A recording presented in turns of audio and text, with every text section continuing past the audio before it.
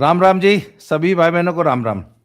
मैं हूं बाबा रामदास और आप देख रहे हैं स्लो जिंदगी और बाबा की खरी खोटी। आज मेरे लिए बहुत ही सौभाग्य का विषय है कि हम सब के वरिष्ठ और भारतीय पत्रकारिता के पितामह भाऊ तोरसेकर जी मुंबई से आज हमारे साथ जुड़े हैं। भाऊ, आपका बहुत बहुत बहुत स्वागत और है मेरे चैनल पे। वरिष्ठ वगैरह कुछ नहीं, मैं उम्र से ज्यादा, उससे ज्यादा कुछ नहीं। नहीं नहीं नहीं, आपका जो अनुभव है और आप वो तो होता है, जो वो क्या करते जी, तो भाऊ हैं। देखो, सीधे बात गधा भी करते हैं। उम्र से बड़ा, गधा उम्र से बड़ा हो जाए इसलिए गुरु नहीं होता है।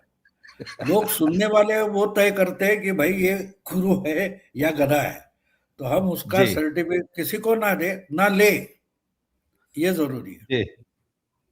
तो भाऊ आज जरा हम लोग ना मुंबई स्पेशली अभी जो बीएमसी का चुनाव होने वाला है उसके हम्म, ऊपर थोड़ा आज चर्चा करेंगे। और पर मैं आज की चर्चा शुरू करने से पहले अपने दर्शकों से एक अपील करूंगा। दर्शकों, ये मेरी पुस्तक है दद्दा की खरी खरी। इसका मूल्य 600 रुपया है और ये 600 रुपया जो है, इस पुस्तक के विक्रय से जो भी पैसा प्राप्त होता है वो हमारे आश्रम में मंदिर में एक गौशाला का निर्माण हो रहा है। गौशाला और पशु चिकित्सालय, पुरानी बूढ़ी जो अशक्त गायें हैं, पशु बैल नंदी और बाकी सारे पशुओं की सेवा के लिए एक अस्पताल प्रस्तावित है। उसके लिए हमने 4 बीघे जमीन ली है, तो उस 4 बीघे जमीन में गौशाला का निर्माण होना है। ये पुस्तक आप खरीद सकते हैं और इससे जो भी पैसा प्राप्त होगा वो उस गौशाला में खर्च होगा। ये 7696409623 पे आप गूगल पे, फोन पे, पेटीएम या जो अकाउंट नंबर सामने दिया है इसी टिकर पे, उसमें भी आप you can send the deposit. और अपना एड्रेस, फोन नंबर मुझे इसी नंबर पे व्हाट्सएप कर दीजिए। I will send you the book. आपको हम पुस्तक भेज देंगे। आज अब भाऊ से बातचीत शुरू करते हैं। भाऊ, ऐसी क्या मजबूरी हुई कि उद्धव ठाकरे और राज ठाकरे दोनों लोगों को एक होना पड़ गया? क्या उनको समझ में आ गया कि अब उनका सर्वाइवल मुश्किल हो गया है? हाँ, आपको वो तो है ही ना। अभी देखो, जो पिछले चुनाव में हो गया है, वैसे तो इस ये होने वाला ही, इसकी भविष्यवाणी भी मैंने की थी। जब ये 2019 के 6 साल पहले 2019 के चुनाव में जब बीजेपी के साथ होकर लड़े थे और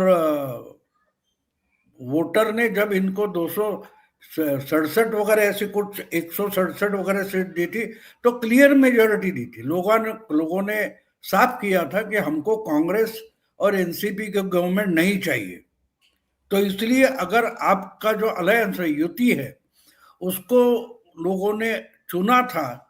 उसके बावजूद चुनाव के नतीजे खत्म होते होते 1 घंटे में जब उद्धव ठाकरे ने प्रेस कॉन्फ्रेंस ले ली, तो डिक्लेयर कर दिया कि मैं कुछ भी कर सकता हूं। यानी वोटर से वोट लेने तक आप यूटी में थे, और बाद में इनको अचानक याद आ गया, अरे बाप रे, ये क्या हो गया, ये तो मान नहीं रहे। तो इसलिए इन्होंने जिसको देखो, 288 में अगर 105 सीटें सबसे बड़ी पार्टी बनकर बीजेपी चुनकर आई है, तो उसी को अपोजिशन में बिठाना, ये जो गंदी पॉलिटिक्स उद्धव ठाकरे ने खेली और अपने स्वर्गीय पिता के नाम से खेली। क्या खेला उन्होंने पॉलिटिक्स, कि मैंने पिता को शब्द दिया था कि मैं शिवसैनिक को मुख्यमंत्री बनाऊंगा। अरे, आप जो कुछ शब्द देना है दे दो, लेकिन आपका शब्द जो पूरा करना है, आपकी जबान है, वो अगर पूरा करना है तो बीजेपी उसके लिए मेहनत नहीं करेगी, आपको करनी पड़ेगी। यानी बीजेपी के साथ आप अलायंस करके मेजोरिटी लाओगे और लास्ट मोमेंट पे बोलोगे कि मेरे पिता को शब्द दिए, जुबान दिए, तो आप मुख्यमंत्री पद मुझे दे दिए। ये कैसे हो सकता है? तो ये सरासर झूठ बोल रहे थे। और उन्होंने विद इन आवर, 1 घंटे में नतीजे खत्म हुए, और 1 घंटे में ये बोल रहे कि अगर मुख्यमंत्री पद नहीं मिल रहा है तो मैं दूसरी तरफ जाऊंगा। इसका मतलब क्या है? और बाद में बोलते कि बीजेपी ने गद्दारी की। अगर आपकी पूरी प्रचार चल रहा था 1 महीने से, उसमें अगर प्रधानमंत्री नरेंद्र मोदी बीजेपी के जो सबसे बड़े नेता थे उस वक्त के अध्यक्ष पार्टी के हमारे अमित शाह, हर कोई अगर स्टेज से बोल रहा है कि देवेंद्र हमारा मुख्यमंत्री है, और देवेंद्र बार बार बोल रहा है कि मैं वापस आऊंगा, आपने उस वक्त कभी भी नहीं बोला कि नहीं नहीं आप कैसे आओगे, हमारा जो अलायंस तय हुआ है उसमें आधा समय तो शिवसेना का मुख्यमंत्री होगा, तो आप वापस कैसे आओगे, ये ऑब्जेक्शन आप नहीं रेज करते। हाँ, नतीजे होने के बाद आप पलटी मार लेते हो। तो वहां से जो गड़बड़ शुरू हो गई थी, मैंने उस वक्त ही मेरे ब्लॉग पर आर्टिकल लिखा था और बोला था ये बड़ी दगाबाजी है और इनको इसकी कीमत चुकानी पड़ेगी।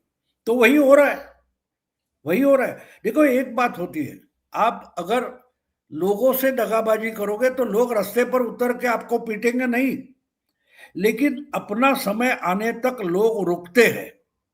लोगों के पास धैर्य बहुत होता है, 5 साल रुकते हैं और एक दिन में आपका मटियामेट कर देते हैं, आपको जमीन पर लाकर खड़ा कर देते हैं। तो वो बात आज उद्धव की समझ में आ रही है, क्योंकि पिछले विधानसभा चुनाव में इनकी इतनी बुरी हालत हो गई, पार्टी गई, पार्टी का चुनाव चिन्ह गया, और फिर भी ये कांग्रेस के साथ, शरद पवार के साथ चिपके रहे। तो इनके पार्टी के जो 56 एमएलए थे उसमें से 40 निकल गए थे। एकनाथ ने फिर से 2 इनसे हट गया, एकनाथ शिंदे, वो यूटी में फिर से आ गया, और यूटी में रहकर उसने उद्धव से भी 1 एमएलए ज्यादा, 56 थे 57 एमएलए किए। ये बोल रहे थे मेरी ओरिजिनल पार्टी है, मेरे पिता की है, ये वगैरह वगैरह करके लोगों ने मुहर लगाई, तुम्हारी पार्टी बाला साहब ठाकरे की ओरिजिनल नहीं है।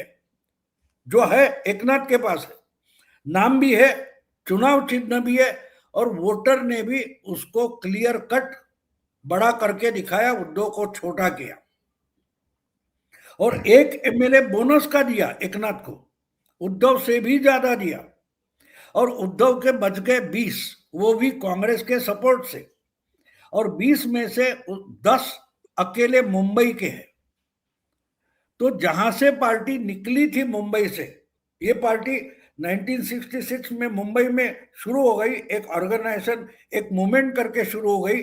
68 में उन्होंने पहला, 68 में चुनाव लड़ा था, 71 में ये पॉलिटिक्स में एक्चुअली चुनाव में विधानसभा वगैरह उतरने लगी। तो कहने का मतलब ये मुंबई ठाणा में लिमिटेड थी, 90 में इनका विस्तार पूरे महाराष्ट्र में हो गया। तो सवाल ये है कि आज वो वापस कहां के खड़े, बस बीएमसी बचानी है। कहां गए, जहां से शुरू किया था वही लौटकर वापस आ गए कि हमें हमारा मेयर चाहिए। तो 68 में क्या था, आप मेयर करने के लिए निकली थी ना आपकी पार्टी। तो ये बुरी हालत इन्होंने की है। मैं एक बात गांधी जी का कोट हमेशा मानता हूं, गांधी जी ने कहा है कि आपका इंसल्ट दूसरा कोई नहीं कर सकता बिना आपके कोऑपरेशन के। तो आज जी वो जो बुरी हालत उद्धव ठाकरे की और उनका जो गुट बचा है उसकी है, उसके सबसे बड़े कारण खुद उद्धव ठाकरे है। और अपनी साख बचाने के हर एक से गेम मत खेलो ना, अपने अपने चचेरे भाई से गेम खेला। राज ठाकरे जो था वो चाचा के साथ हमेशा रहते थे, लेकिन जब 95 में शिवसेना की सत्ता आ गई उसके बाद उद्धव ठाकरे राजनीति में आ गए, लेकिन उससे पहले राज ठाकरे राजनीति में थे चाचा के साथ। और जब सत्ता आ गई तो सत्ता के लाभ उठाने के लिए उद्धव ठाकरे राजनीति में आए, और आहिस्ता आहिस्ता उन्होंने राज ठाकरे को किनारे करने की कोशिश की। आखिर इतने तंग आ चुके राज ठाकरे कि वो बाला साहब जिंदा थे उसी वक्त पार्टी छोड़कर निकल गए, उन्होंने अपनी एक अलग पार्टी बनाई, और उसके बावजूद 20 साल निकल गए। उद्धव ठाकरे ने जो कुछ पिता ने दिया था उसका गुड़गोबर कर दिया, मानो एक तरीके से वहां राहुल गांधी है, यहां उद्धव ठाकरे। तो अब कम से कम बीएमसी बची रहे, इसके लिए सब कसरत चल रही है। और उसमें जब उनको पता चला कि कांग्रेस वगैरह साथ होने से जो नहीं होगा, वो शायद ओरिजिनल जो था मराठी अस्मिता का आंदोलन था वहां वापस आ गए। सिर्फ मुंबई तक लिमिट नहीं होगा। आज भी कल परसों जो महाराष्ट्र में 288 म्युनिसिपल काउंसिल के वगैरह चुनाव हो गए, वहां इन्होंने मुड़कर नहीं देखा। ये मुंबई में बैठे रहे, बस बीएमसी बचानी। मतलब क्या है, जहां से निकले थे पर वापस वही पहुंच गए, और अपनी साख बचाने के लिए और अपना ओरिजिन जो है वो क्या बोलते हैं उसको, फाइट फॉर एग्जिस्टेंस चल रहा है। और अब उनको लग रहा है कि जिस भाई को धक्के मार कर निकाला था शायद उसका साथ ले लूं तो बच जाऊंगा, लेकिन बचेंगे ऐसा मुझे नहीं लगता जी। भाऊ, आपको याद होगा, मैं पिछले विधानसभा चुनाव में महाराष्ट्र के मैं और मेरा बेटा नन्हे पहलवान, हम लोगों ने काफी 15 दिन तक हम लोग महाराष्ट्र में घूमे थे।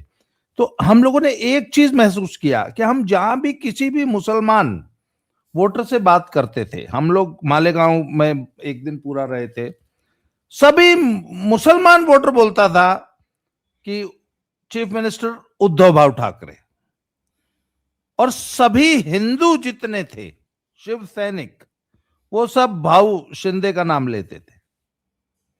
तो मैंने देखा कि मैंने कहा बाला साहब ठाकरे के बेटे की ये हालत हो गई कि अब वो मुसलमान के वोट से राजनीति कर रहा है, वो मुसलमान का वोट जो कि उसको कांग्रेस की कृपा से प्राप्त हुआ है।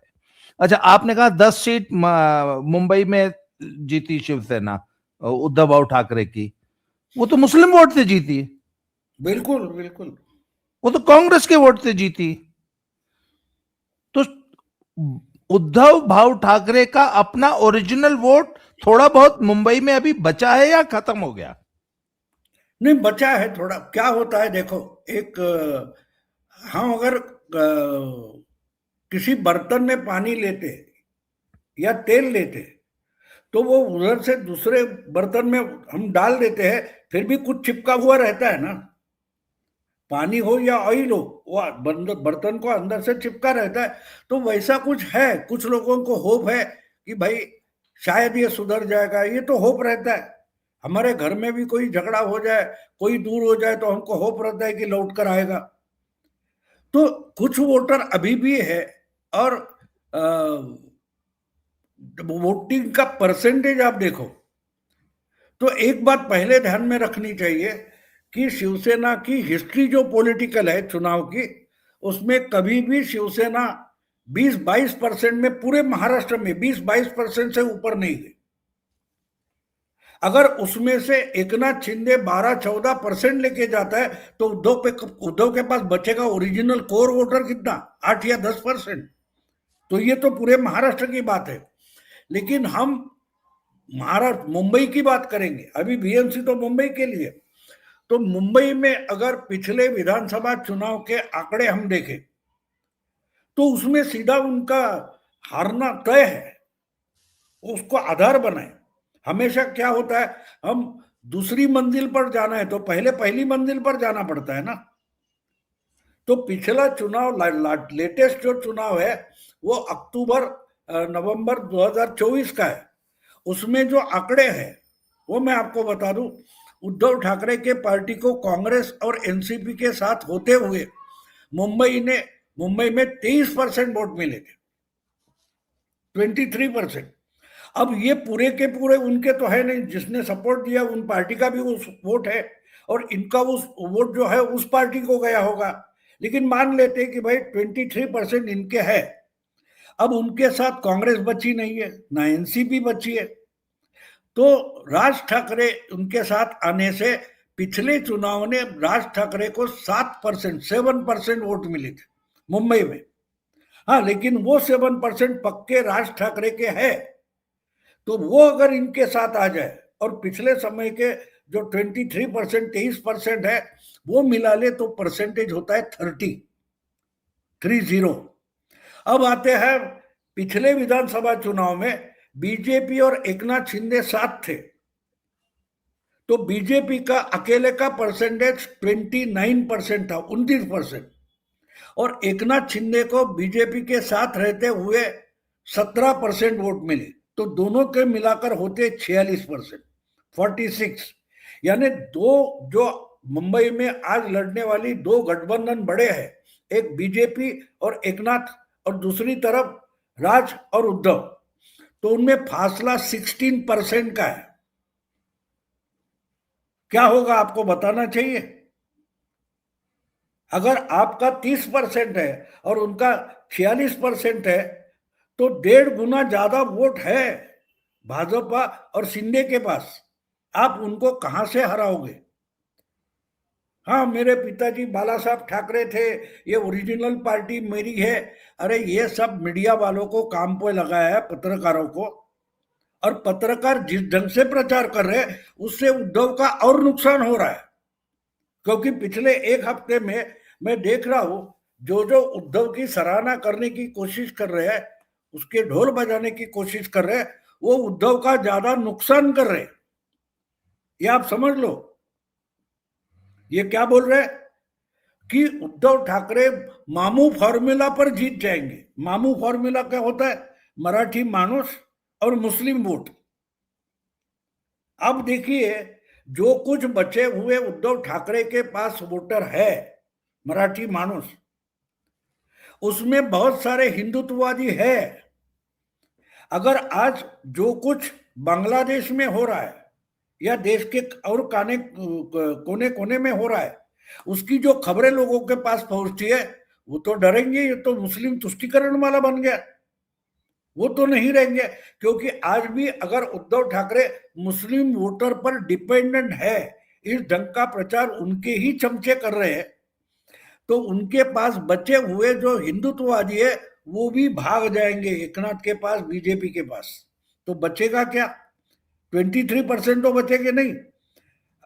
तो उनमें से अगर 3-4% भी निकल गए तो इनकी ताकत 24-25% तक आती है। तो ये हारने वाले हैं, इसमें मेरे मन में बिल्कुल शक नहीं, बिल्कुल शक नहीं। और भी उसके सेफोलॉजिकली हम देखें तो और अलग अलग पहलू है, लेकिन आज मैं छाती ठोक कर बोल सकता हूं। जैसे मैंने बिहार के बारे में बोला था कि 200 तक जाएंगे, तो सब मजाक उड़ा रहे थे। मतलब यहाँ बोले तू तो मुंबई में बैठा है, तू बिहार में गया, कभी जिंदगी में गया नहीं। लेकिन जो साइकोलॉजी बनती है, देखो वोट जो होता है वो मानसिकता पर आधारित होता है। अगर कोई घटना यहां वहां हो जाती है, उसका इम्पैक्ट, जो माहौल बनता है उसका इम्पैक्ट, उससे वोट बनता है और फिर डाला जाता है। तो इसलिए मैंने बोला तो आज मैं बोल रहा हूं कि ये नहीं जीतेंगे। बीजेपी और एकनाथ शिंदे कंफर्टेबली बीएमसी में मेजोरिटी लाने वाले हैं।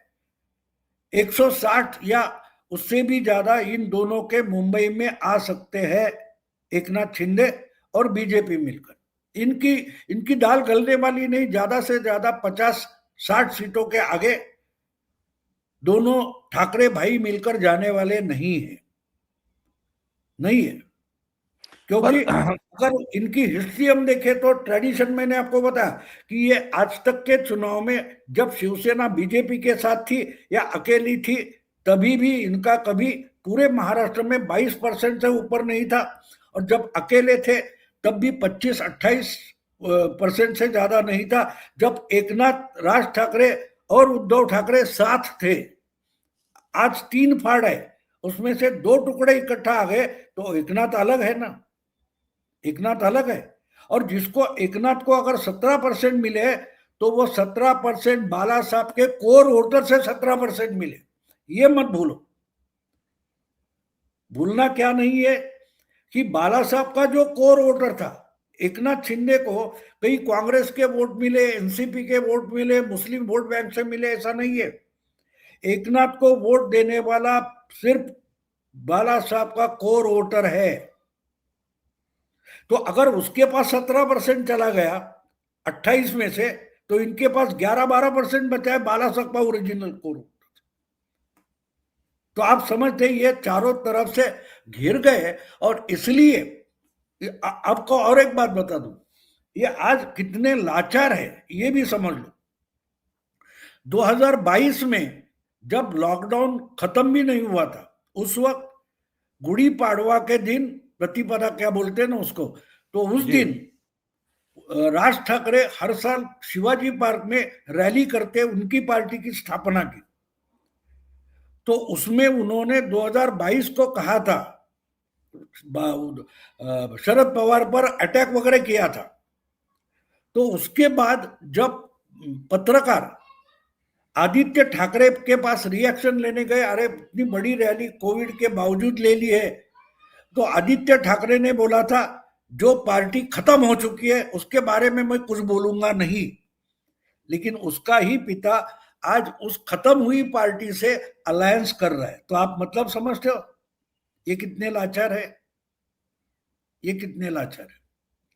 तो ये बात समझना जरूरी है। देखो बाकी और दूसरी बात, चुनाव के बारे में अगर आप थिंकिंग कर रहे हो तो एक बात हमेशा ये चैनल पर वगैरह सुनता हूं मैं बहुत सारे लोगों को, मैथमेटिक्स है लेकिन केमिस्ट्री कहाँ है वगैरह बोलते। ये भाषा है ना पॉलिटिकल एनालिस्ट की, कि गणित जम रहा है लेकिन केमिस्ट्री नहीं है। अरे गणित केमिस्ट्री से ज्यादा चुनाव का अगर आकलन करना है तो अलजेब्रा बीजगणित इंपॉर्टेंट होता है, समझे आप? क्योंकि ए प्लस बी प्लस सी माइनस डी वगैरह करते हो ना, तो आपको ए की कीमत मालूम होनी चाहिए, बी की कीमत अलग होती है, सी की कीमत अलग होती है, डी की अलग होती है।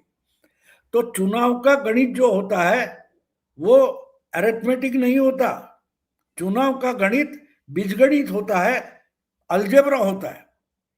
तो हर जो घटक होता है उसकी कीमत क्या है, और केमिस्ट्री भी होती है। तो इसके उसको सोच में अगर ले लोगे तो आपको पता चलता है, वरना तो गड़बड़ हो जाती है सब। तो आज ये डरे हुए हैं कि जितना आसान नहीं, इसलिए अपने चचेरे भाई को साथ में लिया है और हर दिन फैमिली ड्रामा दिखा रहे हैं।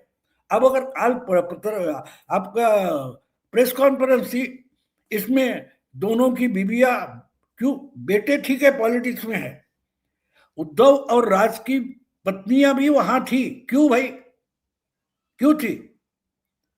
आप पुराने फोटो निकाल के देखो, बाला साहब की जो प्रेस कॉन्फ्रेंस होती थी उनमें मीना वहिनी जिनको बोलते हैं उनकी पत्नी, वो कभी नहीं दिखाई देती थी, ना स्टेज पर दिखाई देती थी। शिवाजी पार्क में भी बाला साहब की पत्नी आती थी तो सामने जो अगला ये होता था महिलाओं के साथ जमीन पर बैठती थी, कुर्सी भी नहीं। तो ये क्यों, ये फैमिली ड्रामा दिखा रहे हैं कि देखो ये बाला साहब की पूरी फैमिली है। तो बाकी जो वोटर है वो बाला साहब की फैमिली नहीं थी। बाला साहब का कोर हिंदुत्व था, अगर आपने वो छोड़ दिया है। कल परसों उस तमिलनाडु के हाईकोर्ट के जो जज है उनके खिलाफ जो महाअभियोग आया, उस पर आपका एमपी साइन करता है, वक्फ बोर्ड का मामला आ जाता है, आप पार्लियामेंट में सरकार के साथ नहीं रहते, वो हिंदुत्व कहाँ का है? तो ये डर गए कि हार जाएंगे, और डर के कारण ही इन्होंने ये नया पैतरा आजमाने की कोशिश की है। तो देखते हैं क्या होता है। पर भाऊ एक बात है, कांग्रेस तो अलग लड़ेगी। मुंबई में मैं मानता हूं कि चौरंगी लड़ते होगी, लड़ाई चौरंगी होगी। एक जगह एकनाथ और शिंदे हो गए, एकनाथ और बीजेपी होगी, शिंदे और बीजेपी। हाँ। दूसरी जगह ठाकरे बंधु हो गए, तीसरी जगह कांग्रेस और बाकी पार्टियां होगी, और चौथी जगह प्रकाश अंबेडकर की वंचित बहुजन आघाड़ी है, जहां उनका स्ट्रांग होल्ड होगा वहां लड़ेंगे। जहां ओवैसी की ताकत है मुस्लिम बेल्ट में वहां वो लड़ेंगे, अबू आजमी की ताकत है वहां अबू आजमी लड़ेगा। और एनसीपी अजीत दादा गुट को इन्होंने मुंबई में साथ नहीं लिया है, इसका कारण नवाब मलिक है। तो नवाब मलिक का स्ट्रांग होल्ड भी मुस्लिम बेल्ट में है। तो इतने लोगों में अगर मुस्लिम वोट बैंक बंटने वाली है तो उद्धव को उसमें से कितना हिस्सा मिलेगा? तो लड़ाई जो होगी वो प्रमुख दो कौन है, एक ठाकरे बंधु है और दूसरी तरफ बीजेपी शिंदे है, तीसरी तरफ कांग्रेस, और ये शायद ओवैसी वगैरह इनके साथ हाथ मिला लेंगे, और बाकी बच्चे जो इंडिपेंडेंट वगैरह हो गए वो। तो चौरंगी लड़ाई हर जगह होगी, इसकी मुझे गारंटी। और इसलिए अगर बीजेपी और शिंदे साथ लड़ते हैं तो 160 तक आएंगे। ये मैं मजाक में नहीं बोल रहा हूं, किसी को खुश करने के लिए मैं बोल रहा हूं। इसका एक और पहलू है, मैं बाद में बताऊंगा। अच्छा, पर आइए जरा हम लोग बात कर लेते हैं बीजेपी और एकनाथ शिंदे का सीट एडजस्टमेंट। एकनाथ शिंदे जी ने जब बातचीत शुरू किया तो बोला मेरे को आधी सीट चाहिए, 115 सीट, बल्कि 115 सीट मांगते थे। फिर बीजेपी मैंने सुना है 50-55 की बात करती थी। करते करते आज एक खबर आई है कि 140 सीट पे बीजेपी और 85 समथिंग ऐसे ही कुछ जो है वो एकनाथ शिंदे को देने की बात अभी, हालांकि अभी आई थिंक फाइनल अनाउंसमेंट नहीं हुआ है। आपको क्या लगता है कहां तक बात बन सकती है? ये जो खबरें आप सुनते हैं ना, वो देने वाले जो है उनको ही पता नहीं खबर क्या है। जी। पहले आपको जब प्रोफेसर होता है तो प्रोफेसर को 3 घंटे का काम होता है, तो बाकी के 3-4 घंटे वो स्टडी करे, ये भी एक्सपेक्टेड होता है ना। क्योंकि जो सब्जेक्ट पढ़ाना है उसका रिफ्रेश करना उसको जरूरी होता है, अपडेट करना जरूरी होता है। तो खबर देने वाला है उसको पहले खबर समझनी भी जरूरी है। आपको बोल देता हूं कि अभी अभी जो स्थानीय इकाई के चुनाव हो गए और 288 में 100 कुछ 29 सीटों पर बीजेपी ने उनके चेयरमैन आ गए, 51-52 पर एकनाथ के आ गए, शिंदे के आ गए, और कुछ 40 या ऐसा कुछ हो गया, बिल्कुल जो विधानसभा में एमएलए उसी संख्या में आ गए। तो इसके पहले 4 महीने पहले जब इसकी सुगबुगाहट शुरू हो गई, तब देवेंद्र फडणवीस ने ओपनली बोल दिया कि ये कार्यकर्ताओं की लड़ाई है, तो शायद कहीं जगह हम एक दूसरे के खिलाफ लड़ेंगे। लेकिन मैंने सबको समझा दिया है कि भाई एक दूसरे के साथ लड़ो, जिस दिन वोटिंग है उस दिन तक, उसके बाद मत भूलो कि साथ में सत्ता में बैठना है। तो तुम मेरे खिलाफ बाबा लड़ेगा, बाबा के खिलाफ भाऊ लड़ेगा, लेकिन चुन कर आने के बाद हम अपना प्लस करके मेजोरिटी दिखा सकते हैं। समझे स्ट्रैटेजी? ये छुपाई हुई स्ट्रैटेजी नहीं है। अब और वही हो गया, कणकवली जो कोंकण में है वहां नारायण राणे के 2 बेटे, एक शिवसेना में है एक बीजेपी में, दूसरे के तलवारें तान कर खड़े हो गए। तो अपोजिशन को जगह बची ही नहीं। ये समझे आप? इसको स्ट्रेटेजी बोलते हैं। जी। हाँ, पक्ष भी अपना, विपक्ष भी अपना। हमारे मैंने कहीं बोला है या याद नहीं मुझे, दूसरे पढ़, हमारी नानी ने एक कहानी बोली थी। 2 फकीर थे, गांव गांव घूमते घूमते जा रहे थे, एक गांव में देर हो गई। अब वापस जाकर कहा खाना मिलेगा, गांव में लोग सोने का समय हो गया था। बोले चलो यही अपने झोली में कुछ है चावल वगैरह, वो पका के खाते। तो इधर उधर ढूंढने लगे, तो 3 पत्थर इकट्ठा किए, बोले इस पर चूल्हा जलेगा। लेकिन लकड़ी कहाँ से लाए? लकड़ी तो इधर किधर नहीं थी। तो बोले अभी रात को किसी को जाकर लकड़ी मांग भी नहीं सकते। तो बोला एक बोला फकीर मेरे पास आइडिया है, और दोनों जोर शोर से झगड़ा करने लगे, एक दूसरे को गाली गलौज करने लगे। तो आसपास के गांव के घर के लोग हो गए, क्या हो गया, किसकी आवाज आ रही है, कौन है, क्या है? वो लोग इकट्ठा होते हुए देखकर उन्होंने सामने के घर का जो कंपाउंड था उसमें से 2-3 बांबू निकाले और एक दूसरे को मारने को खड़े हो गए। तो लोग आ गए, भाई चुप हो जाओ, क्या कर रहे हो, इतना कहां से आए हो? बोलते हो ये क्या, आपस में इतना अगर 10 दिन 15 दिन से घूम रहे हो तो ये क्या है? वो समझा देते, वो चुप हो जाते, गांव वाले अपने घर में जाके सोते, वो वही बांबू लगाकर, लकड़ी लगाकर चूल्हा जलाते। तो ये स्ट्रेटेजी है। और ये अच्छा। पूरा अभी अभी 288 काउंसिल के चुनाव के बाद भी ना पत्रकारों के दिमाग में आ रहा है, ना अपोजिशन पार्टी के दिमाग में आ रहा है। अब दूसरी बात बोल लू, सीट का बंटवारे के बारे में जो आपने बोला, उसके बारे में बोल देता हूं। आपको मालूम है कि 13-14 महीने पहले जो महाराष्ट्र का विधानसभा चुनाव हो गया, कई ये चल रहा था, इसको इतनी चाहिए, उसको इतनी चाहिए।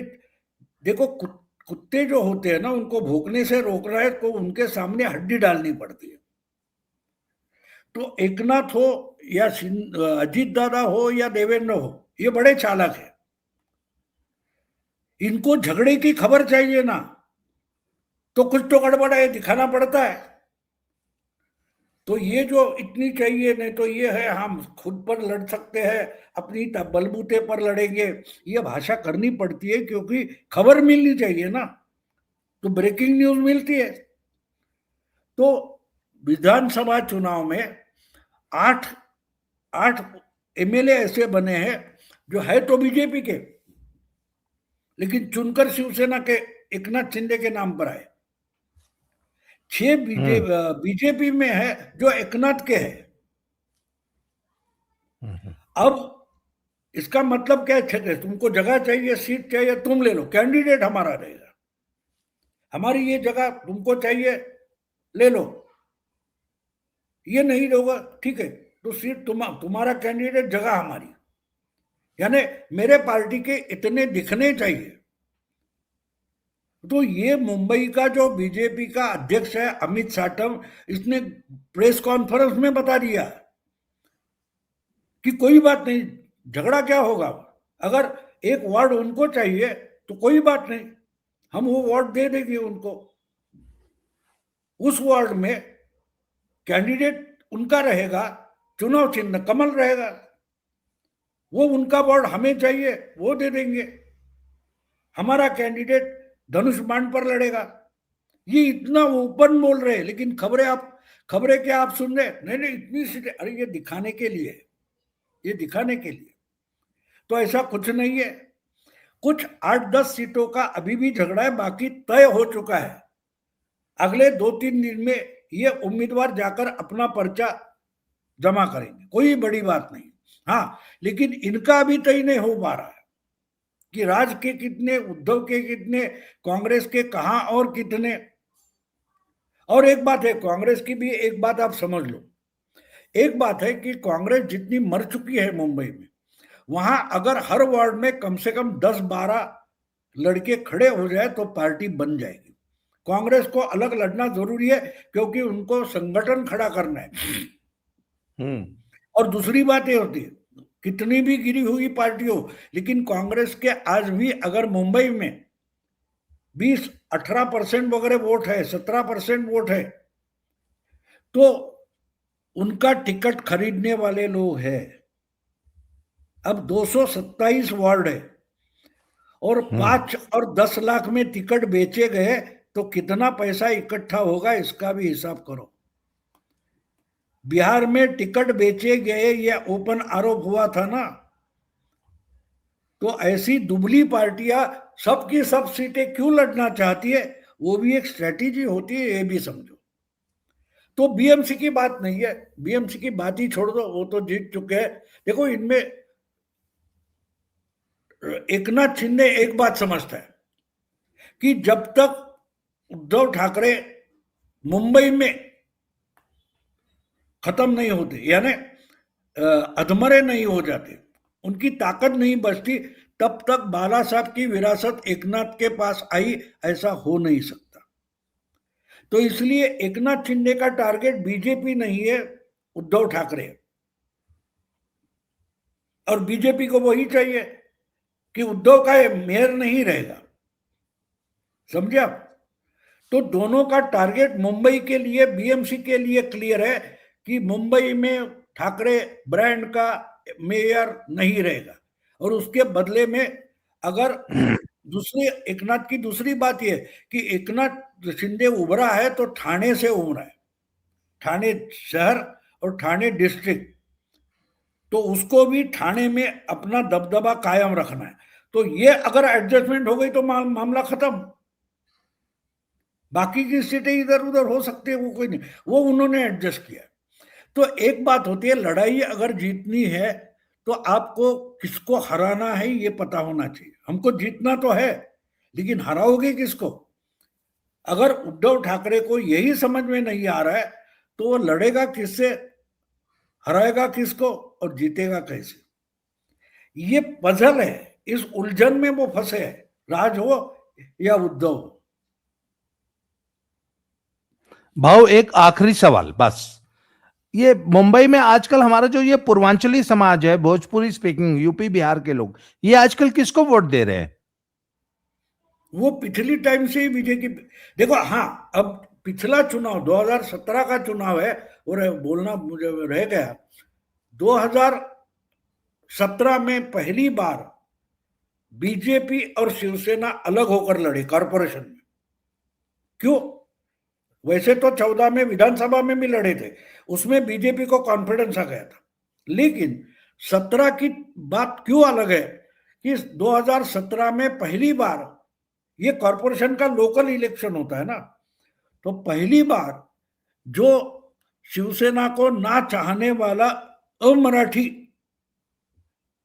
अमराठी जो था, उसको बीजेपी शिवसेना के साथ रहती है अच्छा नहीं लगता था, वो पूरा का पूरा कांग्रेस के साथ चला जाता था, वो बीजेपी के पास कंसोलिडेट हो गया। और इसलिए पहली बार कुछ 28-29 जगह पर जो बीजेपी सिमट जाती थी शिवसेना के साथ रहते हुए, वो एकदम जंप हो गई 82 और शिवसेना 84। और वहां तक 2017 के पहले तक बीएमसी के चुनाव की लड़ाई शिवसेना और कांग्रेस में होती थी। तो बीजेपी जंप करके जो एकदम 82 तक आई, इसका एक ही कारण है कि जो अमराठी शिवसेना को ना चाहने वाला वोटर था, वो बीजेपी के पास कंसोलिडेट हो गया, और वो कांग्रेस के पीछे रहता था, वो खिसक गया। इसलिए कांग्रेस कुछ 30-31 पर आ गई, उल्टी पोजीशन हो गई, कांग्रेस के जगह बीजेपी पहुंची और बीजेपी के पास कांग्रेस पहुंची। तो इसलिए ये जो नॉर्थ इंडियन हो, राजस्थानी हो, गुजराती, मारवाड़ी, उत्तर भारतीय या उड़ीसा का हो, बंगाली हो, वगैरह वगैरह, जो अमराठी वोटर है, वो तो पहले से बीजेपी के पास है। लेकिन और एक बात है कि जो ये टपरी लगाता है, पटरी लगाता के धंधा करता है, छोटा मोटा सब्जी बेचने का वगैरह, वो नहीं था 2017 में भी। लेकिन उनका लीडर, मुंबई का नामचीन कांग्रेस लीडर था कृपा शंकर सिंह, वो 2017 के बाद वो भी बीजेपी के साथ आ गया। तो इस चुनाव में बुरी हालत सबसे अगर होगी तो कांग्रेस और उद्धव ठाकरे दोनों 20-20, 25-25 तक जाएंगे, उससे ज्यादा नहीं होंगे।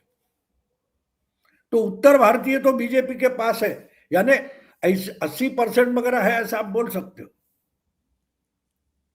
और तो मुस्लिम वोट स्प्लिट होगा, मैंने शुरू में बोल दिया। अबू आजमी के साथ एक ब्लॉक जाएगा, नवाब मलिक के साथ जाएगा, ओवैसी के साथ जाएगा, कुछ कांग्रेस के पास जाएगा, कुछ उद्धव के साथ भी आएगा, लेकिन उसमें 4-5-6 टुकड़े हो गए। आज दादा शरद पवार और अजीत पवार की बिल्कुल भी चर्चा नहीं हुई, उनका क्या हाल है मुंबई में? वो बीएमसी में है ही नहीं ना। उनका एक नवाब मलिक जो है, वो बेसिकली समाजवादी पार्टी से आया है, मुलायम का एमएलए था, पहली बार चुनकर आया, बाद में वो तो शरद पवार के साथ आ गए। तो वही एक ताकत है उनकी। उनकी एक ताकत थी वर्ली में जो सचिन अय्यर था, और दूसरा भांडुप में था जो अभी एमपी है शिवसेना का, वो दोनों शिवसेना में चले गए 2019 के चुनाव के पहले। तो इसलिए शरद पवार की बची कुची ताकत जो थी मुंबई में, वो बिल्कुल नहीं है। हाँ, उनका एक एमएलए तगड़ा है, वो जितेंद्र आव्हाड, वो ठाणा में है, मुंबई में नहीं है। तो ठाणा में शरद पवार की थोड़ी ताकत है, बाकी उनका तो किला बचा है। तो पूना डिस्ट्रिक्ट, उसमें भी बीजेपी ने बड़ी सेंध लगाई है। तो शरद पवार अभी अपना बारामती और पुणे डिस्ट्रिक्ट बचाने में लगे हुए, तो उनकी चर्चा होने का कोई सवाल नहीं। तो भाव आज की चर्चा को समाप्त करते हैं। आपने समय दिया, इसके लिए बहुत बहुत आभार, धन्यवाद। मैं भी आपके आभार मानता हूँ, पहली बार आपके चैनल पे आया हूँ।